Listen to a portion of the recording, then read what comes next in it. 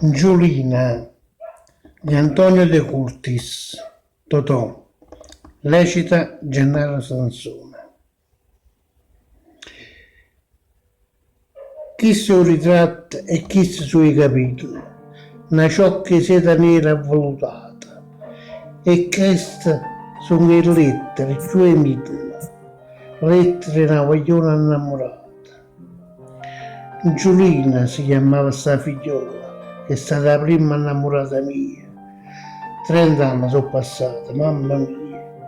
La tengo innanzi all'occhio, per ieri. L'occhio corallo, una faccella di cera. Un pare l'occhio verde e i ciglia nere, senza rossetto, semplice e sincera. Teneva 16 anni e 18, faceva la sartorella da mona. Scendeva la fatica in punto lotta e mi aspettava a me sotto il portone. Senza parlare, subito sotto il braccio, ci pigliavamo e chiedevamo a famore, vicino alla casa sua, in coppa brancaccia, parole roce e zucchero in tuo cuore. Mettendoci appoggiato in faccia mura, a musso, tutte e due abbracciate, dentro la penombra in un gorillo scuro, quando sospira e vaso appassionato.